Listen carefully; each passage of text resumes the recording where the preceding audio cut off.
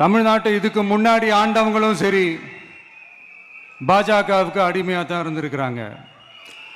So அவங்கள நம்பியும் ஒரு பிரயோஜனமும் இல்லை. இப்போ ஆண்டுகிட்டு இருக்கிற இந்த திமுக அரசாச்சும் நமக்கு ஏதாவது செய்வாங்கன்னு பார்த்தா இவங்களும் அவங்கள மாதிரியே தான். இன்னும் சொல்ல போனால் ஒரு படி மேலே, இன்னும் மோசம். அவங்களாச்சும் நேரடியாக சரண்டர் ஆகி இருப்பாங்க, இவங்க மறைமுகமாக சரண்டர் ஆகி இருக்கிறாங்க. அவ்வளோதான் வித்தியாசம். அதனால் நீங்கள் பார்த்தீங்கன்னா அவங்களோட அந்த வேஷம் கலைஞ்சிடக்கூடாதுன்றதுக்காக இந்த கலராக கவர்ச்சிகரமான இந்த அறிவிப்புகள்லாம் வெளியிடுறாங்க. நோட்டீஸ் பண்ணியிருப்பீங்கன்னு நினைக்கிறேன்.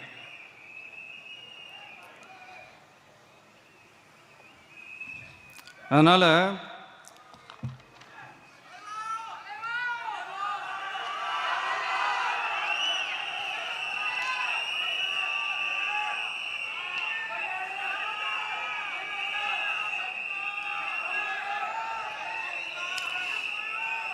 ஸோ இவங்க எல்லாரும் இப்படியே இருக்கிறாங்களே, நமக்காக உண்மையாக உழைக்கிறதுக்கு யாராச்சும் வந்துட மாட்டாங்களா அப்படின்னு மக்கள் ஒரு விதமான அதை வெளியில் சொல்ல முடியாத ஒரு அழுத்தத்தில் இருக்கிற நேரம் இது. மாற்றி மாற்றி ஓட்டு போட்டு ஏமாந்து அவங்க இப்போ நம்மளை நம்புகிறாங்க. நம்மளுடைய இந்த தமிழக வெற்றி கழகத்தை இந்த விஜய் கூட நிற்பான்னு நம்புகிறாங்க.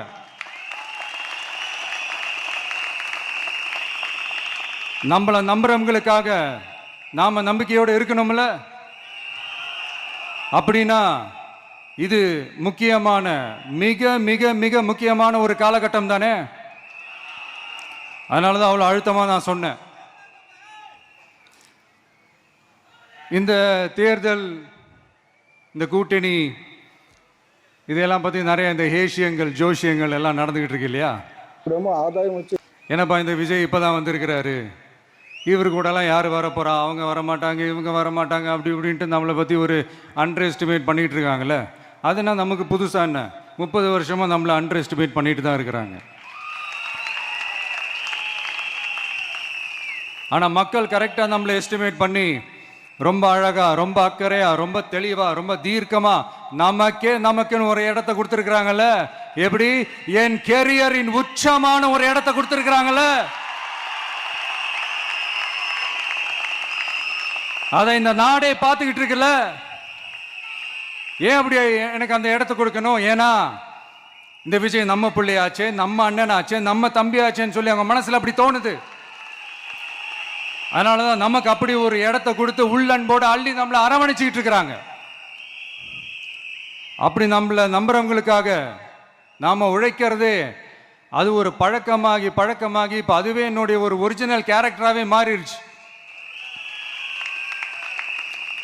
இத்தனை வருஷமாக இருக்கிற அந்த உழைக்கிற குணம் அது எப்படி மாறும்? அதெல்லாம் மாறவே மாறாது. அரசியலுக்கு வந்ததுக்கு அப்புறமும் சரி, ஆட்சி அதிகாரத்துக்கு வந்ததுக்கு அப்புறமும் சரி, ஒன்னே ஒன்று சொல்கிறேன், எழுதி வச்சுக்கோங்க. இதுக்கு முன்னாடி இருந்தவங்க மாதிரியோ இல்லை இப்போ இருக்கிறவங்க மாதிரியோ ஊழல் செய்யவே மாட்டான்.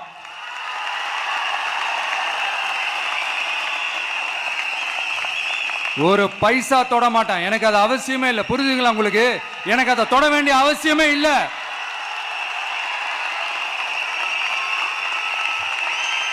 ஒரு துளி ஊழல் கரை கூட படியாது, படியவும் விட மாட்டான்.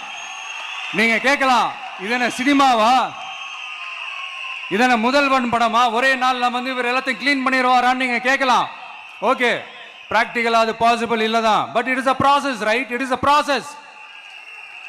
இப்படி எதுக்குமே ஆசைப்படாத ஒருத்தன் அரசியலுக்கு வர்றான் அப்படின்னா, அவன் கண்ணு முன்னாடி ஏதாவது ஒரு தப்பு நடக்குது அப்படின்னா, அவன் கண்ணு முன்னாடி ஏதாவது இந்த மாதிரி ஒரு ஊழல் நடக்குது அப்படின்னா, அதை பார்த்துக்கிட்டு அவன் சும்மா இருப்பான்னு நினைக்கிறீங்க?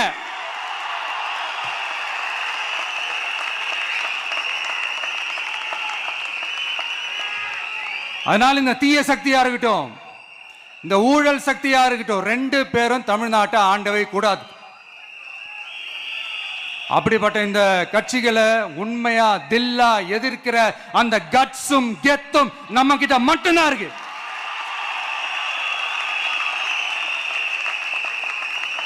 அதனால நீங்க என்ன சூழ்ச்சி நம்ம மேல பண்ணாலும், என்ன அழுத்தம் நீங்க கொடுத்தாலும், இந்த அடங்கி போறதுக்கோ இந்த அண்டி பொழைக்கிறதுக்கோ இல்ல இந்த அடிமையா இருக்கிறதுக்கால நாம அரசியலுக்கு வரல. என் மண்ணுக்கும் மக்களுக்கும் யார் என்ன தீங்கு செஞ்சாலும் அதை எதிர்த்து அவங்க கிட்ட இருந்து நம்ம மக்களை பாதுகாக்கிறதுக்காக தான் நம்ம அரசியலுக்கே வந்திருக்கிறோம். அண்ட் முக்கியமா தோழர்களே, மக்களுக்கு என் மேல மட்டும் நம்பிக்கை இருந்தா அது பத்தாது. என் கூட டிராவல் பண்ற என்னோட எல்லா தோழர்கள்கிட்ட அந்த நம்பிக்கை வரணும்.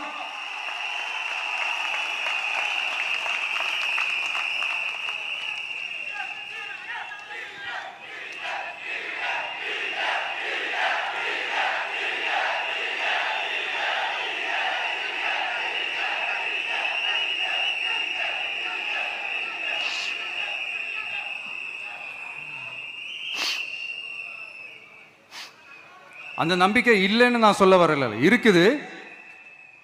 ஆனால் அதை தொடர்ந்து இருக்கிற மாதிரி நீங்கள் எல்லாம் நடந்துக்கிறணும்.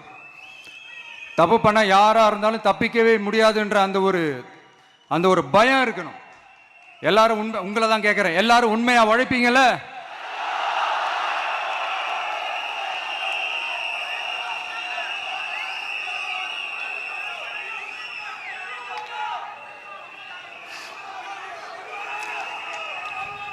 யாருக்காகவும் எதுக்காகவும் நம்மளோட அரசியல காம்ப்ரமைஸ் பண்ணிக்கவே கூடாது, செய்வீங்கல்ல?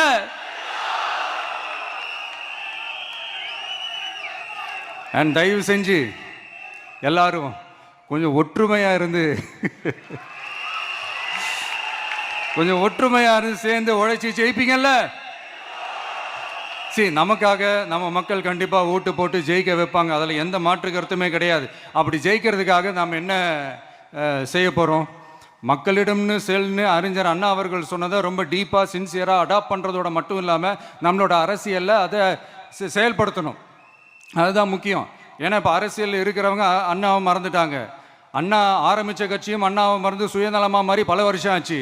அண்ணா பேரில் இருக்கிற கட்சியும் அவரை மறந்து பல வருஷம் ஆச்சு. ஆனால் நாம அவரை மறந்துடக்கூடாது. மக்கள்கிட்ட போகணும், மக்களோட மக்களாகவே இருக்கணும், மக்களுக்காகவே இருக்கணும். அதுக்காக நாம் என்ன செய்ய போகிறோம், என்னெல்லாம் செய்ய போகிறோம், அதுக்காக தான் இந்த மீட்டிங். ஆரம்பிக்கலாமா? இந்த ரெண்டு கட்சிகள், ஆண்டு கட்சியா இருக்கட்டும் இப்போ ஆள்ற கட்சியா இருக்கட்டும், அவங்கள பொறுத்த வரைக்கும் பூத்துனா என்ன தெரியும்ல? அவங்கள பொறுத்த வரைக்கும் பூத்துனா கள்ள ஓட்டு போடுற இடம். ஆனா நமக்கு, நம்ம டிவிகேவுக்கு அது ஒரு ஜனநாயக கூடம். அங்க ஜனநாயகம் திருடுறாம நம்ம பார்த்துக்கிறணும். ஒவ்வொரு ஓட்டையும் நம்ம பாதுகாக்கணும். எப்படி பாதுகாக்கிறது?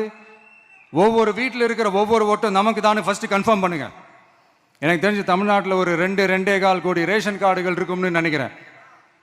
அவங்க எல்லாரும் வேற வேற எந்தெந்த கட்சியில் இருந்தாலும் கட்சி வேறுபாடு எல்லாத்தையும் தாண்டி இந்த விஜய் அவங்க வீட்டில் ஒருத்தனா வாழ்ந்துட்டு இருக்கிறான். அவங்க குடும்பத்தில் ஒருத்தனா பார்த்துக்கிட்டு இருக்கிறாங்க. அதனால இந்த கட்சி கிச்சி எல்லாத்தையும் தாண்டி இந்த விஜய் கூட நிக்கணும்னு முடிவு பண்ணிட்டாங்க. அதனால அப்படி முடிவு பண்ண அவங்கள பாதுகாப்பா பூத்துக்கு கூட்டிட்டு வாங்க. நம்மளோட இந்த விசில் சின்னத்துக்கு ஓட்டு போட வைங்க.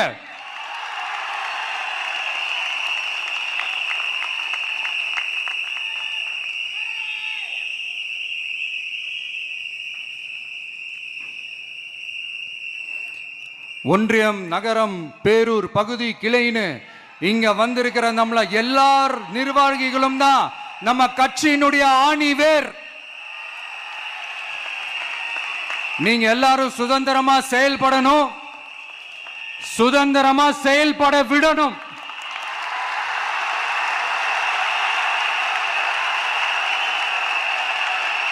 நீங்க ஒவ்வொருத்தரும் எனக்கு முக்கியம்.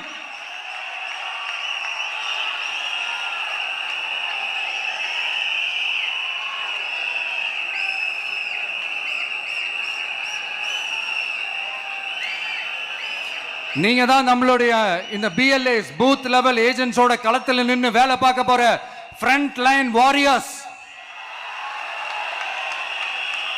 இப்ப நடக்க போறது வெறும் எலெக்ஷன் கிடையாது, இது ஒரு ஜனநாயக போர். இந்த டெமோக்ராட்டிக் பேட்டில லீட் பண்ண போற கமாண்டர்ஸ் நீங்க தான்.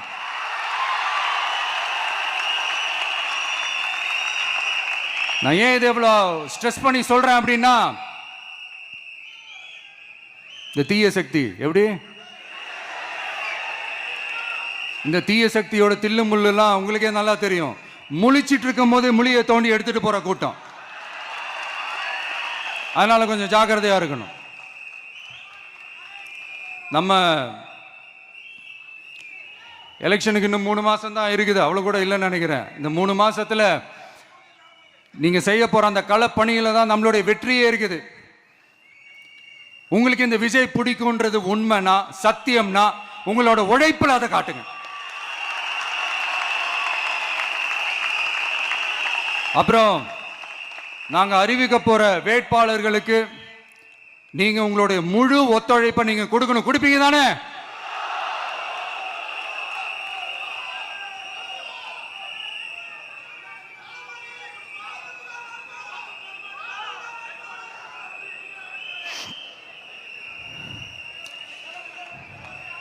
உங்க எல்லாரையும்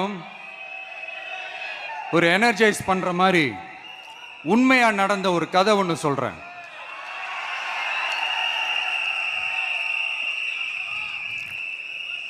சொந்த நாட்டையே ஒரு கூட்டம் அபகரிக்குது. சொந்த நாட்டிலேயே இருக்க முடியாத அளவுக்கு ஒரு நெருக்கடி ஏற்படுது. ஸோ வேற வழி இல்லாமல் அந்த நாட்டை விட்டே வெளியே போய் வேற ஒரு இடத்துக்கு போய் காடு மலை அப்படி இப்படின்னு சுற்றி மறைஞ்சு வாழ வேண்டிய ஒரு சூழ்நிலை ஏற்படுது. என்னடா இப்படியே ஓடிக்கிட்டு இருக்குமேன்னு சொல்லிட்டு தன்னோட நட்பு சக்திங்க கிட்ட பேசி ஒரு பெரும் படையை திரட்டிக்கிட்டு அதிரடியாக ஒரு போரை நடத்தி அந்த நாட்டையே திருப்ப மீட்டு எடுத்தது யார் தெரியுமா? நம்ம கொள்கை தலைவர்களை ஒருத்தரான ராணி வேலு நாச்சியார் அவர்கள் தான். அவங்களுக்கு அந்த நட்பு சக்தியா கூட இருந்து உழைச்சது சின்ன மருது, பெரிய மருது, சையது, கார்கின்னு சொல்லிட்டு அந்த 3 பேரும் தான்.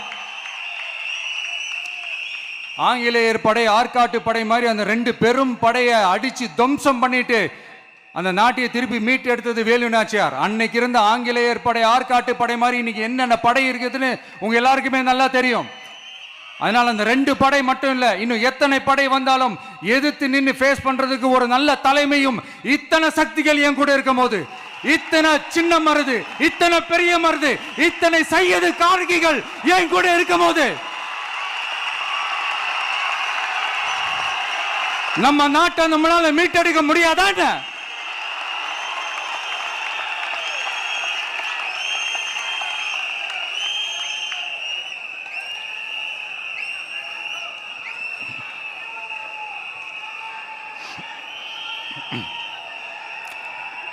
அதுவும் இந்த படை, நம்மளுடைய இந்த டிவிகே படை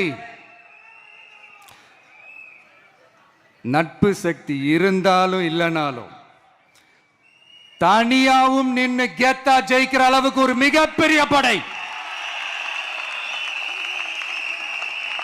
அதுலயும் ரொம்ப முக்கியமா இன்னைக்கு இந்த கூட்டத்துக்கு வரலனாலும் நான் அந்த போர்ல நடந்த அந்த கதை மாதிரி கட்ஸான குயில்கள் நிறைந்த பெண்கள் படையும் நம்மளோட இருக்கிறாங்க. அந்த பெண்கள் படையை பார்த்துதான் அரசியல் அரங்கமே அதிர்ந்து போயிருக்குது. அதனால எல்லாரும் ஒரு நிமிஷம் எனக்காக எந்திரிச்சு நில்லுங்களேன் ப்ளீஸ். நான் சொல்றதை கொஞ்சம் ரிப்பீட் பண்ணுங்க. இந்த 2026 சட்டமன்ற தேர்தல்ல நாம எல்லாரும் உண்மையாக உழைப்போம், சத்தியமாக உழைப்போம், உறுதியாக உழைப்போம், ஒற்றுமையாக உழைப்போம். Thank you. Please sit down.